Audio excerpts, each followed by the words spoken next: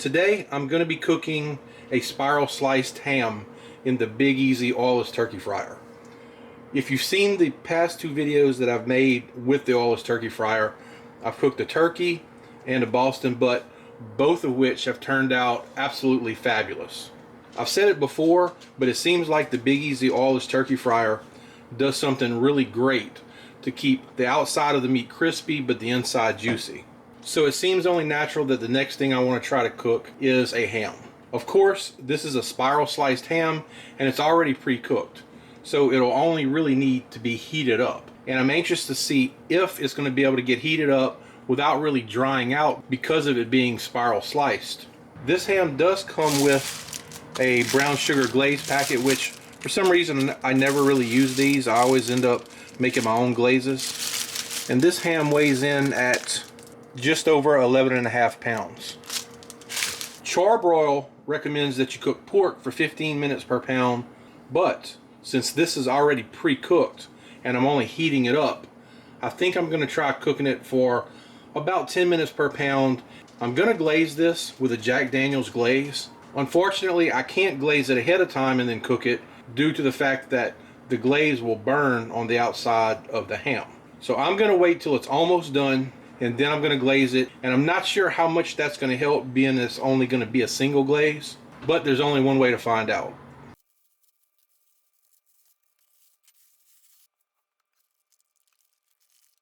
I've been debating on whether I should place the flat end down in the basket or if I should lay it like this so that I could get the glaze into all of the slices here. But I'm afraid it's going to fall apart and that the inside is going to dry out if I put it this way, so I am going to end up placing it with the flat side down. Since this ham is a little over 11.5 pounds, it's a little wide for the basket. I've got a little bit hanging out right here, but other than that, it fit into the basket pretty well. So really there's nothing else left for me to do to it right now than to just go fire up the Big Easy and put it on. I've given the Big Easy about 10 minutes to heat up, and I'm gonna go ahead and put my ham in. I wanted to take the ham out earlier and let it get closer to room temperature before I put it in, but as always, I didn't really plan ahead enough. So it's not cold, but it's still fairly chilly. And I just wanted to do that to maybe help keep the inside from drying out. And again, I don't know how it's gonna turn out, but we're gonna see. So if I cook this at 10 minutes per pound, I'm looking at about an hour and 50 minutes. But I'm going to let it go about maybe an hour and 20 minutes and check it just to see how it's doing. To make the glaze for my ham, I'm going to be combining brown sugar, light or dark. I don't really have a particular preference. I'll use whatever we have on hand. Some Jack Daniel's whiskey, teriyaki sauce, soy sauce, lemon juice, pineapple juice, minced garlic, onion powder, olive oil, black pepper.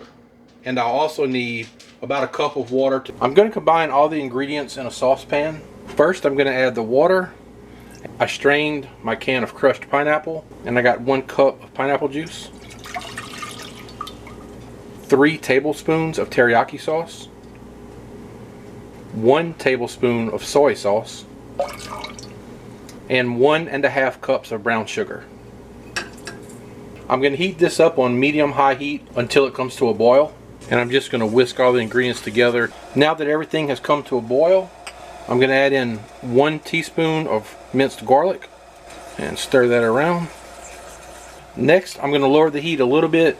Now I'm going to add 1 teaspoon of black pepper, 1 tablespoon of olive oil, 3 tablespoons of lemon juice, 2 tablespoons of onion powder, and finally 3 tablespoons of Jack Daniel's whiskey.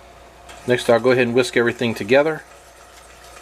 I'm going to let this simmer on the stove anywhere from probably half an hour to about 45 minutes. Basically letting it get to the consistency that I want.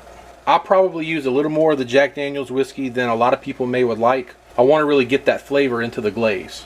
The only solid ingredients I have in here is the minced garlic. I know sometimes people like to put the crushed pineapple, but I don't want any of that stuff to burn when I put it on the ham.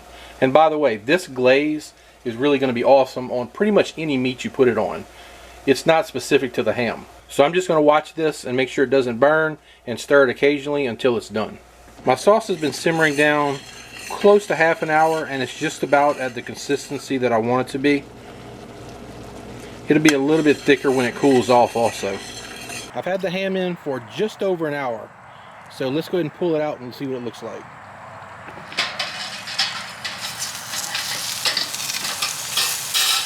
Here, hold that.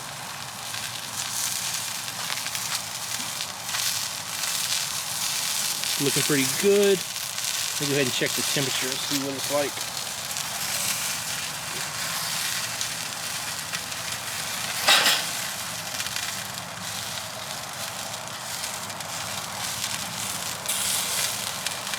Well, it's not even registering anything.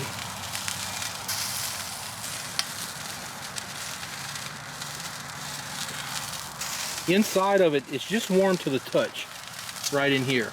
The outside's definitely got a nice char on it. Smells just amazing. But I think it's probably just about heated all the way through. So I think it's about time. I'm going to go ahead and put my glaze on. Let it cook for a few more minutes and then pull it off. I've got my glaze ready, so let me go ahead and put some on.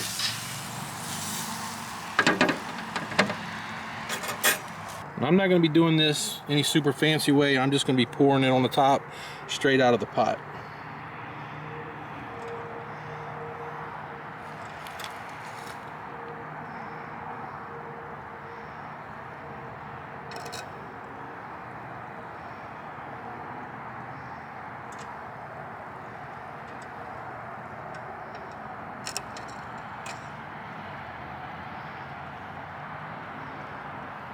I turned the basket on the side, so hopefully I can get a little more of the glaze in between the spiral slices.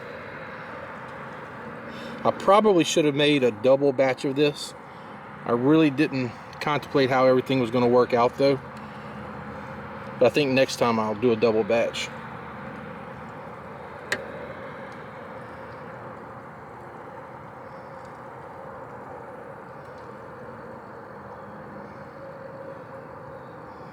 And if I was a little better prepared, I could probably spread these slices apart with like a knife or something like that to get this in, but this is just going to have to do for this first one.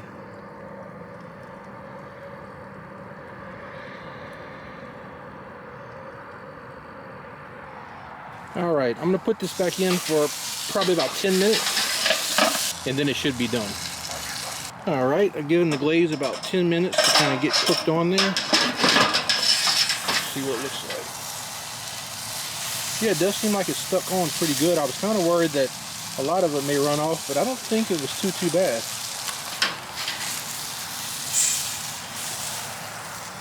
So I'm going to go ahead and pull this.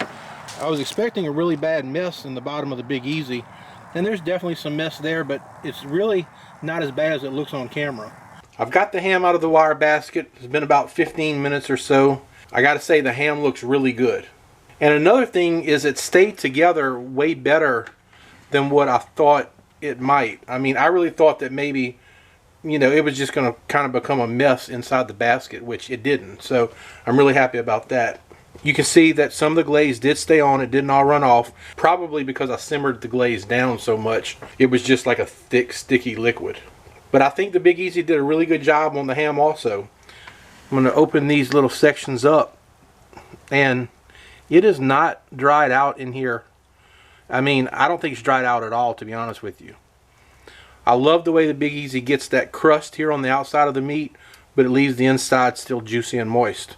And apparently it does the same thing on these hams. I only cooked the ham to about 122 degrees internal temperature. And typically I do like to cook my meats more than that.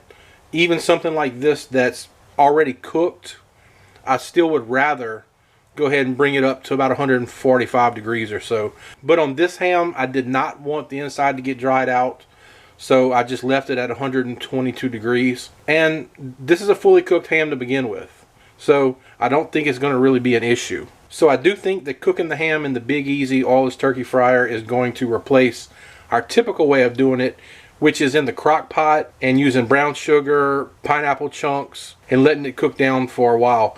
And honestly, the crock pot, we usually let it cook down for 4 to 6 hours. And we do that because on spiral slice hams, they do get dried out really easy. So it sits there and it heats up in its own juices and it doesn't dry out. But since it didn't dry out here with the Big Easy, I think this is definitely going to replace the way that we cook them. So I'm going to taste this and see how well it tastes. The glaze that I showed earlier, it really brings this ham to another level. I would highly recommend you try that glaze if you really want to kick your ham up a notch or two. But it really adds so much additional flavor to it. But I think that's going to do it for this video. I hope you enjoyed it. And if you did, please give it a thumbs up. And also consider subscribing to the channel. As always, I appreciate you watching. And I'll see you in the next video.